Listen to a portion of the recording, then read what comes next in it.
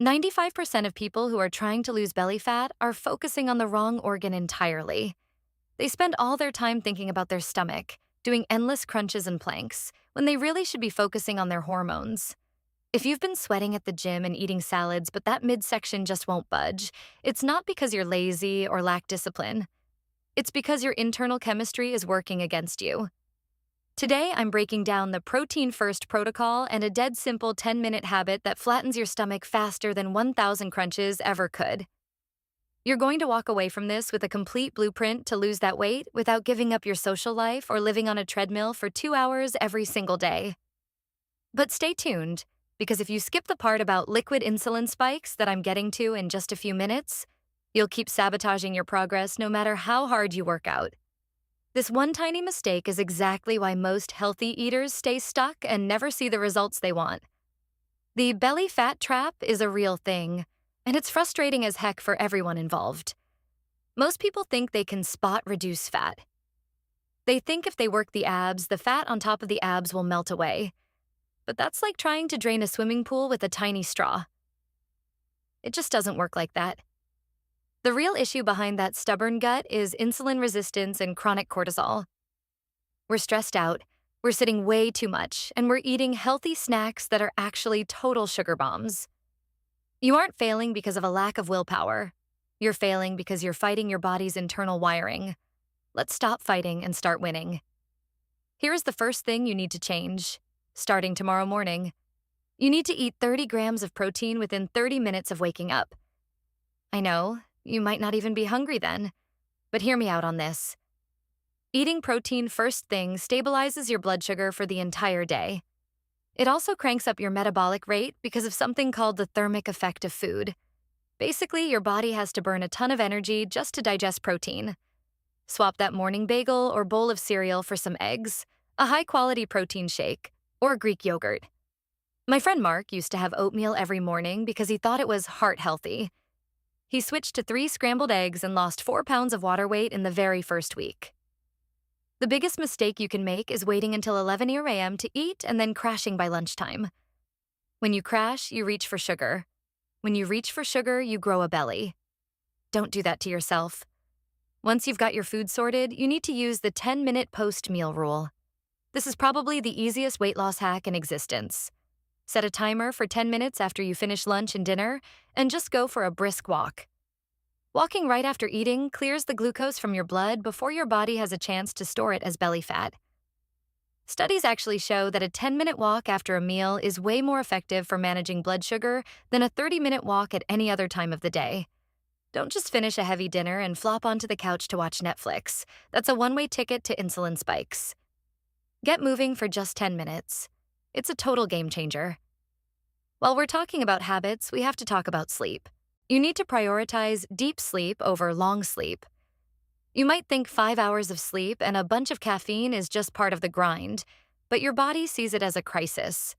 Lack of sleep spikes cortisol, and cortisol is a hormone that literally tells your body to store fat specifically in your abdomen to protect you. To fix this, turn off all screens 60 minutes before bed and keep your room at a cool 68 degrees. When I started moving my phone to the kitchen at night instead of keeping it on my nightstand, my morning bloat vanished in just a few days. If you've been feeling exhausted and stuck lately, hit that like button right now. It lets me know you want more content on recovery and how to fix your energy levels. Next, let's talk about how you actually eat your meals. You need to front-load your fiber. This is a neat trick that changes how your body processes a meal. Before you touch the bread, the pasta, or the meat, eat a small salad or a handful of broccoli. Think of fiber like a sponge in your stomach. It sits there and soaks up the sugars from the rest of your meal, slowing down digestion. This prevents the massive insulin spikes that create visceral fat. The classic mistake is eating naked carbs like the bread basket at a restaurant before the actual food arrives. That's the worst thing you can do for your waistline. Fiber first, always. Now, stop doing only steady-state cardio. If you're spending 60 minutes on the elliptical every single day and wondering why your pants are still tight, this is why. Too much long-distance running can actually raise your cortisol levels, which makes your body hold on to fat stores for dear life. Switch it up. Try 2 days of heavy lifting or some short hill sprints. Muscle is your metabolic engine. It burns calories even while you're sleeping, whereas a treadmill only burns calories while you're standing on it. You want to build a body that burns fat for you while you're on the couch. But wait until you hear what I have to say about your healthy morning drink in a second, because it might be ruining all this hard work. Before you even think about caffeine, you have to hydrate. Coffee on an empty stomach is like a jumpstart to your stress hormones. It sends a massive fight-or-flight signal to your adrenals. Instead, drink 16 ounces of water with a tiny pinch of sea salt before your first cup of coffee. This simple switch prevents that nasty afternoon crash that always leads to sugar cravings around 3 p.m. Don't use coffee as a meal replacement for breakfast. It's a tool, not a food. This brings us to the liquid belly culprits. This is where most people get tripped up. Liquid sugars hit your liver almost instantly and turn right into fat. This includes soda, obviously, but also fruit juice and even oat milk. Oat milk is basically just grain juice that spikes your blood sugar like crazy. Swap it for almond or coconut milk. And stop drinking your fruit. Eat the whole fruit instead so you get the fiber. Most of those green smoothies you buy at the store actually have more sugar in them than a Snickers bar. If that green smoothie tip just blew your mind, subscribe to the channel. We drop truth bombs like this every single week to help you cut through the marketing fluff. You also have to look at your stress levels. I call this the 80-20 stress management rule. You simply cannot lose fat if your body thinks it's being chased by a tiger 24/7.